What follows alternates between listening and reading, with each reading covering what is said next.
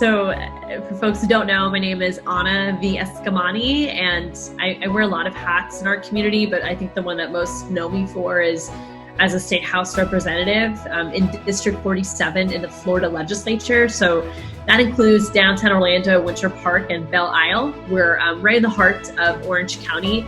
And I actually grew up in Orlando. I grew up on the east side of town. I have a twin sister, Ida Eskamani, an older brother.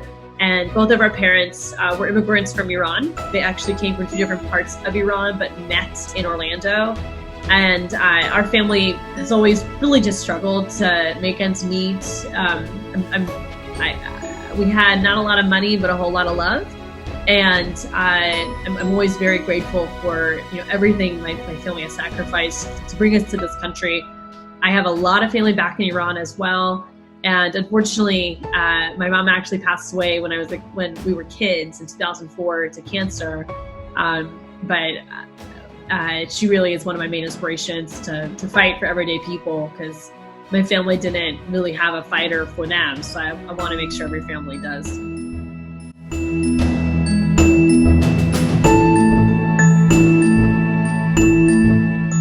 Here in Orlando, in Central Florida, and even the whole state, I mean, we've been doing our best to try to meet the needs of Florida's everyday people. I mean, in the beginning, it was more around, let's make sure there's testing available. Let's try to get PPE into people's hands, and let's make sure we're practicing policies that will keep as many people as safe as possible and support our doctors, who are our doctors and nurses and healthcare providers who are on the front lines. And a lot of that shifted for our team pretty quickly because of the unemployment insurance debacle. And Florida has been one of the worst states in providing unemployment insurance support. And I have to tell you, we have had many immigrants contact our office for support with unemployment insurance here in Florida for a few reasons. One, we have folks who have no documentation status, and they really can't apply for anything.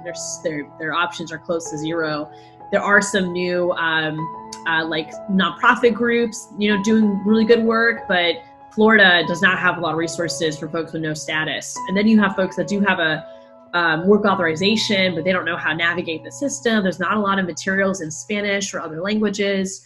And so we actually translated, we have a guide that we update, every few days with new information now that there's less new news. So we kind of keep things more frequent, but we translated into Spanish a few weeks ago. So it would be available in at least English and Spanish for folks who might need it. And just when it comes to, members of the gig economy workers, we meet many immigrants who do Lyft and Uber and things like that. And they, at this point, are unable to apply for benefits in Florida because we haven't fully implemented the CARES Act, which allows them to apply. So there's been a lot of struggles in our community for Floridians that are, multiple generations, to Floridians who are first generation, to immigrants. And so it's been a struggle for everyone across the board when it comes to just the economic crisis.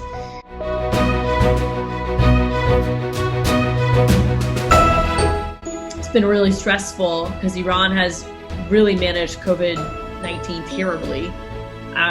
My sister and I, we were watching COVID-19 in early February because of the impact in Iran. So, I follow a lot of Iranians on Twitter and talk to my family in Iran and Instagram. So we were kind of seeing those news pieces and just the horrific management where in Iran, they didn't pause their parliamentary elections. They allowed the elections to happen.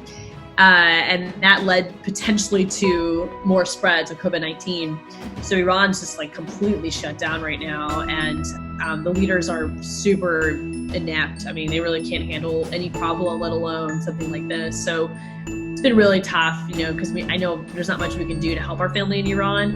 And at the same time, it inspires me to work really hard here in this country because you can see how bad it's gotten in other parts of the world because of poor leadership, and we don't have to have poor leadership here, right? And so I've been trying to do my best to call that out and really stress to leaders in Florida that are the executive agencies and branches to heed warnings across the world, and let's make sure we don't replicate mistakes that other countries have made.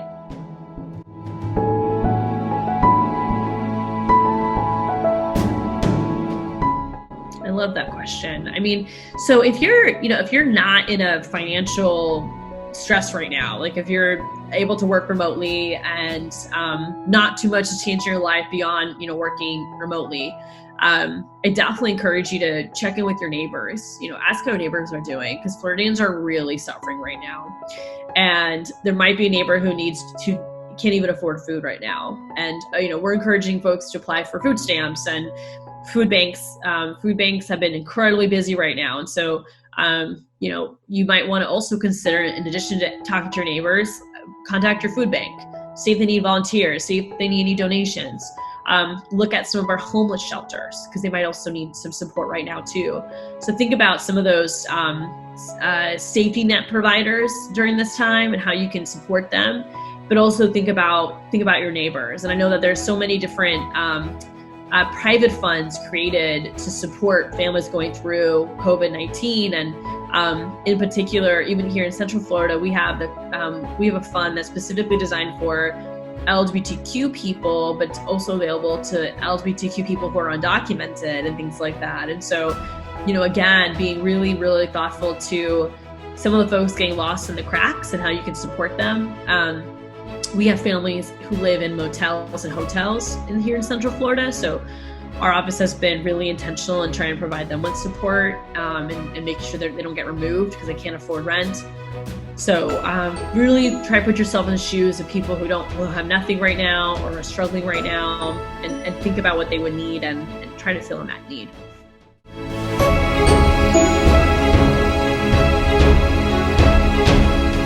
To answer your first question on self-care, I have really been lacking. I'm not sleeping a lot. I'm definitely eating healthy, at least. Like, I feel like I'm a vegan, so it's almost hard, like, not to eat healthy. And I'm not drinking enough water. I'm trying. There's actually one day where I woke up with a headache and I threw up 3 times because I think it was a migraine and totally dehydrated. And so, I could, it was such a busy day too. I had a presentation for my day job. Like, it was wild. So I realized quickly that I got to try to at least, find that balance. So yesterday I did go for a walk while I was doing phone calls. So I'm trying to, it's really hard to not pick up my phone because so many people need me, but just to try to find moments where I can walk and talk, so get some cardio in. So I've been trying that a little bit more. But beyond that, it's been a struggle. I actually emailed my therapist a few weeks ago, and I was like trying to set up a virtual session. I haven't followed up because I've just been so busy. And so I started, but then I failed to follow up. So I have to go back and do that. So that's a reminder. It is, yeah. We need you. I know, and I need to do it. I do, because it's been really tough for all of us. But, I think for me too, I'm such an empathetic person that at the same time, like, I did not lose my job. I can still pay my bills. So I almost feel like I have this moment where I need to work just extra hard, so I'm doing what I can, but I know I got to balance it too.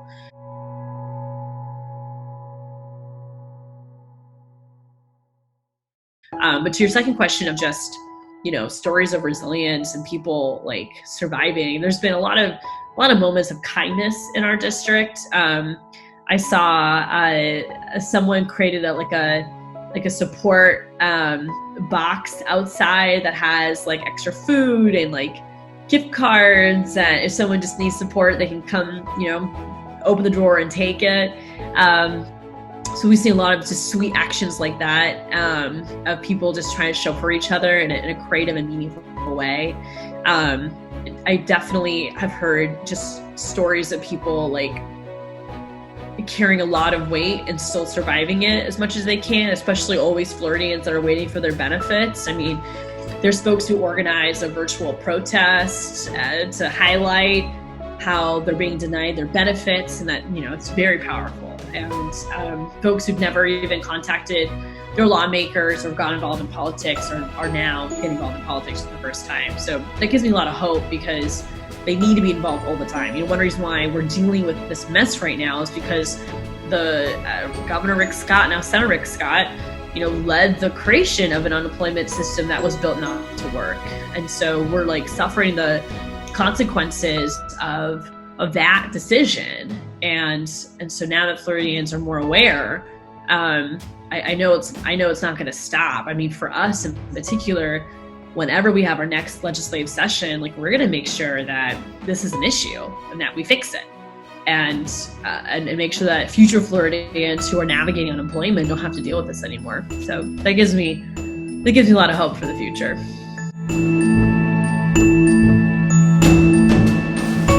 Just to encourage folks to lean on each other and definitely look towards FLIC, look towards Contigo Fund, look towards organizations that they center the work on directly impacted people, because these are organizations that are also leading on relief efforts when it comes to knowing your rights in the face of an eviction or having the opportunity to access some funds to alleviate your burdens. And so, don't be fearful to ask for help. I've had a few folks, and I'm always so humbled by this, but they contact me and they are undocumented, but they know that if they reach out to me, they can trust me that I'm going to do my best to support them and do that, respecting their privacy and respecting their autonomy. So, feel free to contact our office directly. We're here to support you, and we're not going to